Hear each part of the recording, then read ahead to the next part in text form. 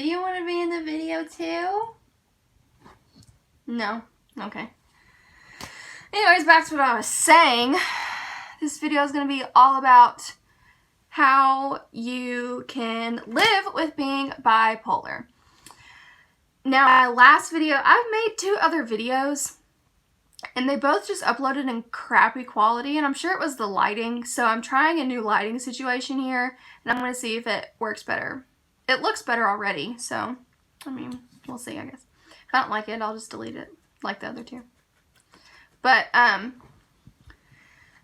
going to give you tips and tricks about how to live with being bipolar and live a healthy lifestyle and live happily.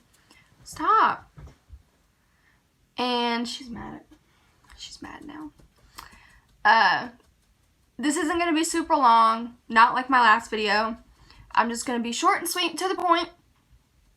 And hopefully this is helpful to some of you all. And even if you're interested in bipolar disorder, I hope this helps too, because it is a disorder that is not talked about much, and it's a disorder that needs to be talked about more because it is a very difficult disorder to live with. And once you get diagnosed with this, it doesn't mean your life is over or your life is going to suck from now on. It's actually going to get better because you're going to get the help that you need. Alright, let's start. So, the number one thing that you need to do is take your medicine.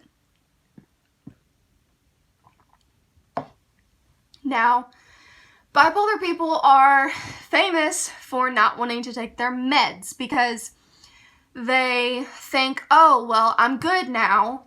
I'm not manic anymore. I don't need my medicine. I only need it when I'm manic. Wrong-o. Wrong, wrong, wrong, wrong, so wrong.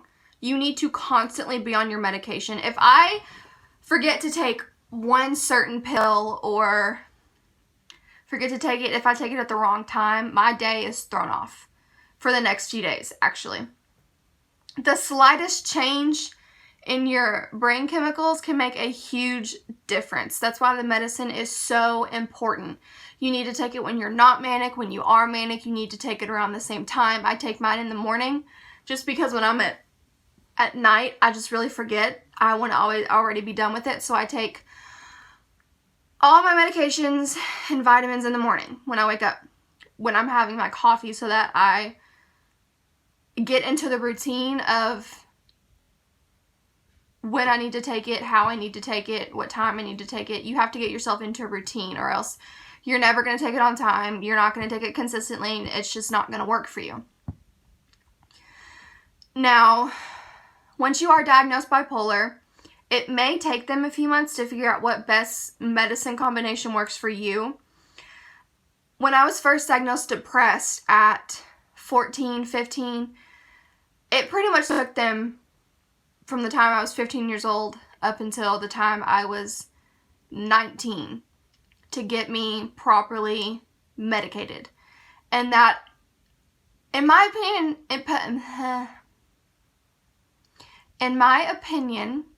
that was only because they didn't diagnose me bipolar until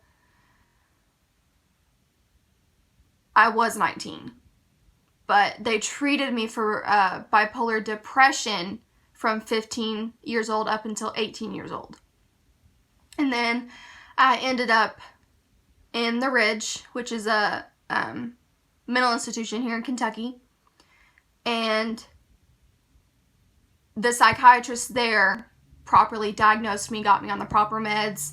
I wasn't allowed to leave until I was balanced out, and the medication started to work. And within like a day or two, the medication he had me on made such a huge difference. I was feeling so much better. I was feeling more motivated, more upbeat, more positive. Because when I'm not on my medicine, I'm a very bitter, Debbie Downer all the time. Like, my voice tone just changes, and I sound so down all the time. And I'm just, like, emotionless. But you can say something to me, and at the drop of the hat, I'll just start going hysterical. Yeah, like, woohoo. But when I'm on my medication, I am like motivated, I'm productive, I sleep well, I eat well, I go to the gym and work out. Like, I do what I'm supposed to do because I'm on my medication. So moral of that story is don't forget to take your medication. Second is live a healthy lifestyle. So that means eat healthier, healthy-ish. You know, I have at least one bad meal a day, but for the rest of the day, I eat pretty healthy, and I work out every day, or I'll maybe take like 1 or 2 rest days off. But I just know for me personally, I've always been active. I've been a cross-country runner for 14, 15 years. I did it elementary school, middle school, high school, and college. So I was always very active, and it helped a lot. That was the first thing I would want to do when I was manic, because I would just want to run. I'd run for like 6 or 7 miles, and then I would feel like a new person. Now, running is very hard on your body, so I can't do it anymore because I've had so many calf problems and knee problems, and it just wasn't what I wanted to do anymore. I still, like when I go to the gym, I'll run on the treadmill for like 10 minutes, and I still do cardio, but for the most part, I do leg workouts, ab workouts. I still get that blood flowing, and I still get those endorphins released. Third of living a healthy lifestyle is do not drink excessively. Now, I know bipolar people have a lot of struggles with addiction because they want to find something to kind of mask that they're manic, so they just want to get drunk, or they want to get high, or they want to do both. And you will not succeed in life if you choose to mask your disorder with an addiction. You just won't. You're going to go down a dark path, and it's going to end one of 2 ways. You're going to kill yourself, or you're going to lose everything you got, and you're not going to get it back. Because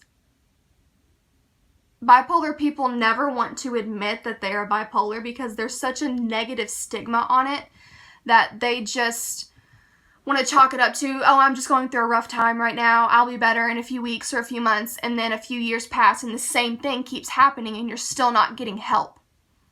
And by this point, you do have a drinking problem. You do have a drug problem. And now, not only are you bipolar, but you're an addict. I'm not an expert on addiction. I'm not going to sit here and say I am. I'm just saying from my personal experience and knowing other people that were bipolar from the Ridge and talking to them and learning their stories, this is just what I've gathered. When I was about 17 to 18, beginning of 19, I'm 20 now, I had somewhat of a drinking problem. All I wanted to do was party and get drunk, and that also contributed to just being young. You know, I wanted to go out with my friends and stuff, but I was drinking for the wrong reasons. I wasn't drinking to have fun and loosen up. I was drinking to not be manic, and alcohol is a depressant, so I would just in turn end up being manic for the next few weeks, and I would keep drinking because if I was tipsy, I was happy, I was not manic, I was able to socialize, because I'm a very shy person. If you meet me in person, you're not going to get much out of me the first time. I'm very reserved on certain things, and about just getting to know me, because, you know, like everybody else, I've been screwed over a lot in life, so I just don't like to really small talk with people. I don't like it. I'm more of an introvert. Even at parties, I wouldn't socialize a lot. I would sit in the corner with one of my friends who was also an introvert, and we would just chill. I'm not an outgoing person. I'm not gonna be the light of the room. Like, I'm just gonna sit back and chill. And I get somewhat bad of social anxiety because, you know, along with the bipolar disorder, you're paranoid a lot. And I'm a very paranoid person. And it puts a damper on any relationship that you have, whether it be with your family, with your friends, or a significant other. It has put a damper on all three. But the people that truly care about me and love me get past it, and we work on it. And that's exactly what's happened. And when I'm on my medication, I am not as paranoid. But when I'm off my medication, it is like somebody's watching me all the time. People are telling me to do things. Like, it's just crazy stuff that you need to be on your medicine for. But anyways, that was like, had nothing to do with what I was talking about. It's okay to drink. It's okay to have a couple drinks every once in a while. Just make sure you're not doing it for the wrong reasons. You know, my boyfriend called me out on my shit. He pretty much was like, I know you're drinking when you're manic. And he put a stop to it, and he made me kind of realize what I was doing and what was going to eventually happen to me, and I stopped. And I kind of came to terms when I was 18 that if I didn't stop drinking excessively, that I was going to become an alcoholic. Because even when I would get drunk, I would just be so not fun. Because I was so depressed, because I was manic, because the alcohol was not helping. You know, other bipolar people are different. They can get drunk and have a great time. But if I'm drinking and just hanging out with friends and stuff, that's different. I'm a different person, you know. I'm happy, I'm talkative with people that I know. But if I'm drinking when I'm manic, I pick fights. I cry myself to sleep. I hurt myself. It's just not a good situation. So you need to steer clear of drinking until you feel like you're not drinking for the wrong reasons. And if you feel like you're never going to come to terms with that, then do not drink. Don't. Or don't until you feel like you have it under control. And if you never feel like you're going to have it under control, don't. It's just alcohol. That's all it is, and you don't need it to feel better. You don't need it when you're manic. You don't need it when you're depressed. Just, I promise you, if you live a healthier lifestyle, it will help you so much better in the long run, and it will help you so much better at that moment. Even though it may not feel like it, your body will thank you, and your brain will thank you. So, keep that in mind. My last point is to have a good support system. My support system is my family and my boyfriend. Those are the two, you know, my mom, my dad, and my sister. Those are the two support systems that have been the strongest for me. You know, my family has seen me in a really bad place. They've seen me laying in hospital beds. They've gotten calls from mental institutions. They've gotten really dangerous phone calls from me before, and so has my boyfriend. And they always remind me that I'm loved and I'm cared for, and I need to calm down. I'm being manic. I need to do this to calm down. I need to do something else to calm down. I need to go to sleep. I need to snap back into reality, because when you're manic, you're not in reality. You're not safe to yourself or to others. I'm more of a danger to myself than I am to others, but I know every bipolar person is different, so it really just depends on you yourself. But I'm very lucky to say that I have a great support system. I am religious. Praying helps me. God helps me. I've noticed that if I kind of stray a little bit, or if I stray a lot, it's more like a lot. If I stray a lot from church and from praying, then my disorder flares up. I have more common manic episodes. I'm more depressed all the time. I'm not motivated. I'm not productive. But if I'm going to church and I'm praying and I'm talking to God, then it's like some days it's like you don't even know that I'm bipolar. I've told people before that I'm bipolar and they're just so shocked. They're like, you can't tell, you can't even get a hint that something is wrong with you. And it's always when I'm active in church. Always. Because when I'm not active in church, it's just like my whole body language changes, my mood obviously changes, my whole demeanor about life and about myself just changes, and I am not the same person. So it's good to find something you're passionate about. And even if your family is not a good support system, because I know not all families are going to be good support systems. I know significant others cannot be good support systems, and certain friends are not going to be good support systems. There are always numbers you can call. There's always, make internet friends. And find someone that you're comfortable talking with. Start seeing a therapist. My therapist has been seeing me since I was 8. So she's a good support system. She knows my history. She knows everything, really. She does. And sometimes you just need to be reminded that you are loved and you are cared for and you will be missed if something happens to you. You will. Even if you feel like you're not going to be missed, because when I was ridiculously manic, I don't think rationally. I think people are going to be better off without me. I'm just a burden to people. That's not true. I promise you that is not true.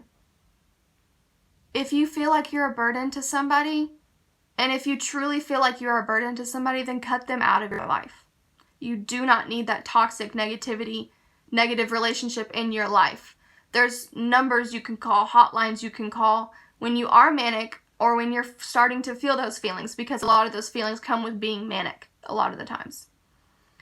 So you need to make sure you have a good support system, whether it's a dog that's in the floor. You know, she's an emotional support dog, and she senses when there's shifts in my moods, when there's shifts in my attitudes, when I am about to be manic. She senses it, and she tries to diminish it, because sometimes I can stop it if I'm starting to catch the symptoms early on. Like, I can wake up and I can just tell certain days that I'm going to be manic at some point today. And I do everything I can to make sure that that episode is diminished, or that episode just doesn't come on. And she senses things like that, and she helps things like that. So if you feel like you need an emotional support animal, do it. Go for it. So you really just need to make sure that you have someone there to support you. Whether it's one person or whether it's 10, you need to make sure that you constantly feel loved and reassured and supported. Because that's my problem, is I need constant reassurance from everybody in my life. My boyfriend, my family, my friends. And it can weigh down a relationship to constantly need reassurance, but if you tell your significant other early on that you're bipolar and you actually talk to them about it, don't just sit there and be like, oh, I'm bipolar. They're going to be like, okay. But if you talk to them and you explain it to them, and the longer they date you, the more they get to understand it, that will help a lot. But I noticed that a lot of the times what people do is they'll blame a lot of the problems that they're causing in a relationship on being bipolar. They just chalk it up to, oh, I'm manic today. That's why I'm acting this way. Stop. Stop. Stop throwing yourself a pity party. Just because you're bipolar does not mean you cannot have a healthy relationship, and does not mean you can not have a healthy relationship with others around you just because you're bipolar. Now, when you're manic, you're going to want to do irrational things, but the number one thing to remember when you're manic is that it does end. It does. It may come back again, but just like it comes back again, it ends. So thank you guys for watching. This video ended up being way longer than what I intended it to be. I just kind of went on a rant. So I hope you guys enjoy, and I'll see you next time. Bye.